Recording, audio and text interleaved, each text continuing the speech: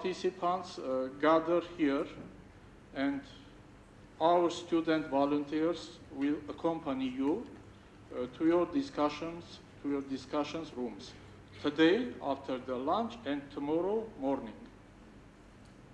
So now I wish all of us very fruitful and constructive work during these 2 days. Hope also that you will enjoy your stay in Yerevan, and I and my assistant Mari are always at your disposal should you have any requests or questions. Thank you very much for your participation.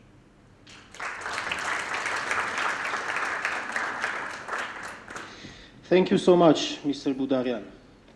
Thanks to many people, and especially thanks to you, now we have very strong Printel project. Thank you. I was, dear colleagues, amongst the luckiest 16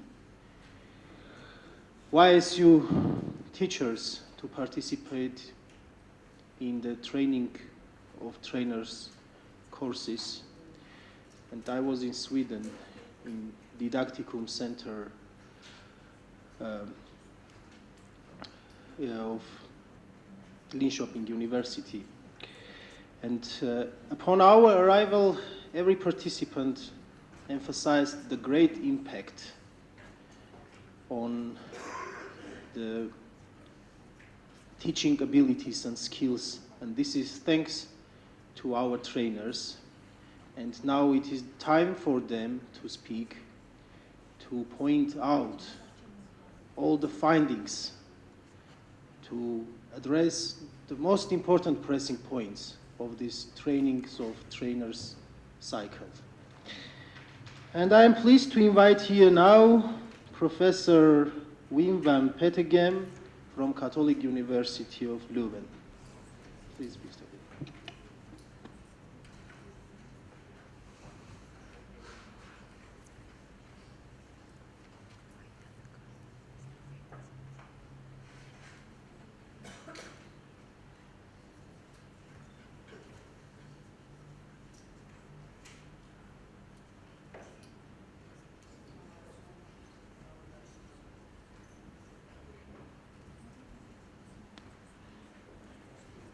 Good morning, everyone.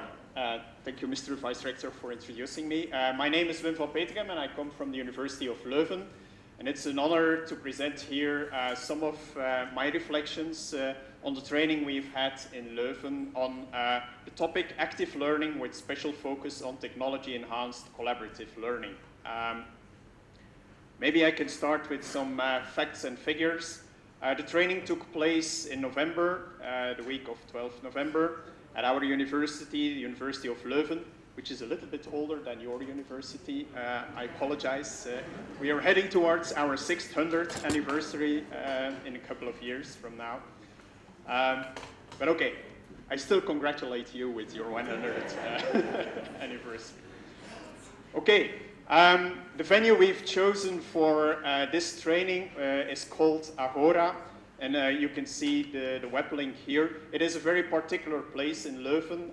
It's called a learning center where we try to accommodate our students to learn better. And as the trainees for this training were a bit students, we thought that this would be a nice place where we could have this training.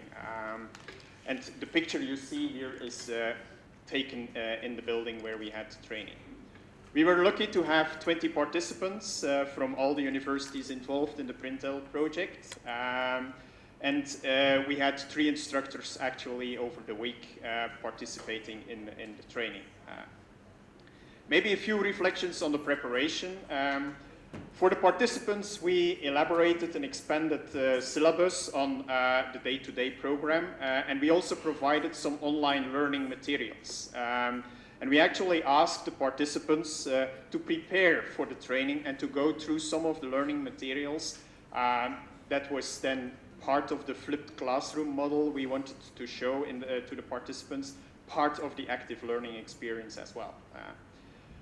As instructors, we prepared the program together with the project coordinator, and that took a little bit of time because I'm used to give this training also in other settings, and I think I wanted to show maybe a bit more than what was possible in the Printel project, and so I had to think about how I could accommodate my concerns and Armin's concerns in the training, because, for instance, I wanted to visit the collaborative learning facilities we have in one of our satellite campuses, which is a little bit further away from Leuven. It's about 100 kilometers. And I had to think, okay, if we are not going there, how can we then still give the participants an experience about collaborative learning? And so we replaced that then by a visit to LIMEL, which is the Leuven Institute for Media and Learning. And that is a sort of support center for the university. I think we did our best then to show what facilities we have in our university.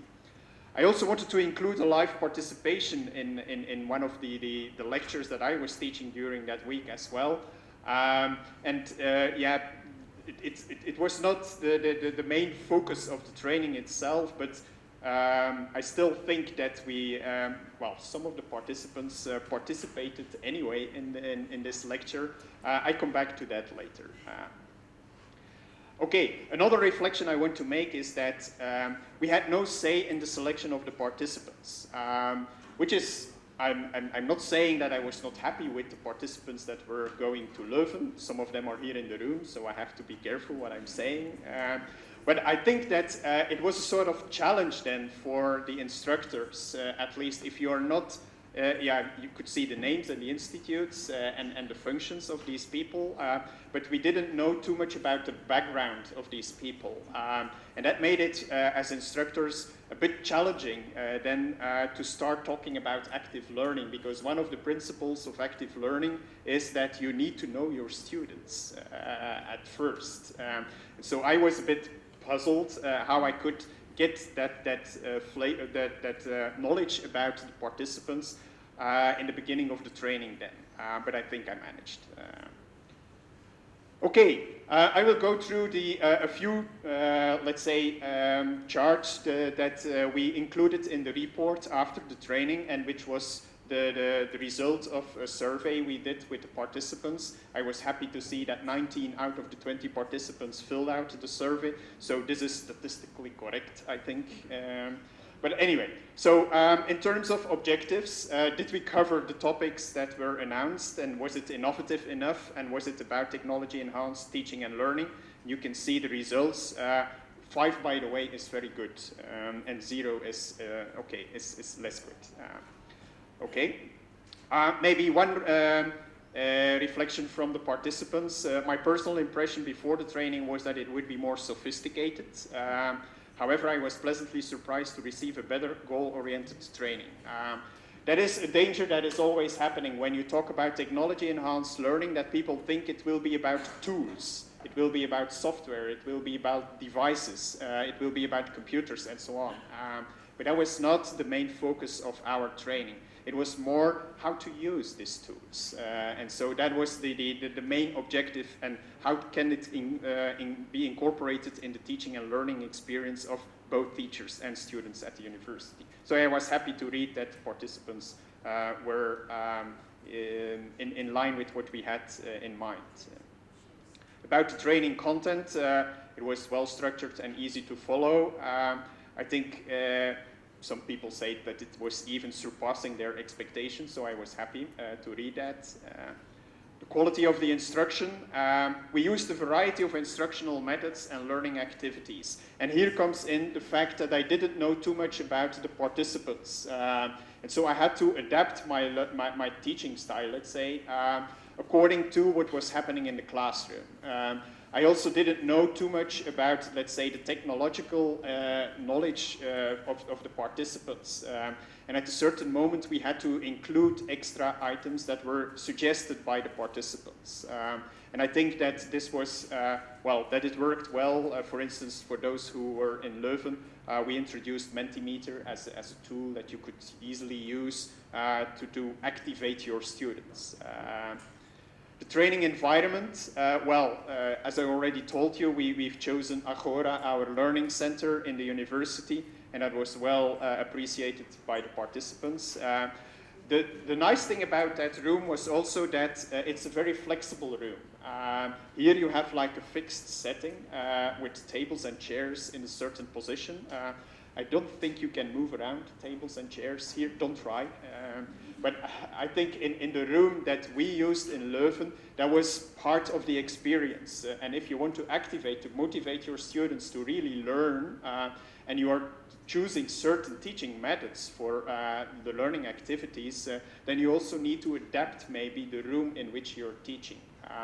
And so you have to think about what kind of room do I have and what are the possibilities, the facilities available in the room. And so, for instance, on this picture you can see that at certain moments we were organizing group work and group discussions, so we moved around the table so that we had like 3 clusters of groups discussing on certain topics. While for other parts of the training, we moved the tables in a U shape so that we had better opportunities to really discuss in group with the whole class actually on certain topics. Or it was maybe something that I was teaching here, I don't remember exactly what we were doing, that I was just giving a lecture to the group. Okay. Maybe one thing that came out was, with regard to the training environment, that some participants wanted maybe to have a little bit more handouts, practical material on paper. Well, I thought that because it was a course on technology-enhanced learning, that we better would use a website where we would put everything together. The day-to-day scheme, the program, the assignments that the students did, extra learning materials that we offered, links to video material that we used in the classroom, but also the outcomes of the discussions. We made pictures or we included PDF documents with the results of what has been produced during the training. And everything is available on that website. And it's open for everyone. If you click on the link, you would be able to see what we did and how we did it actually during the training. For me, when I'm giving this sort of trainings, also in other settings, this is the way that I would like to do it, because you gradually work together with the students. Students are at that moment co-creators of learning materials, and that is part of the activation of your students. So when you talk about active learning, I think that this is a better way than just having it on paper.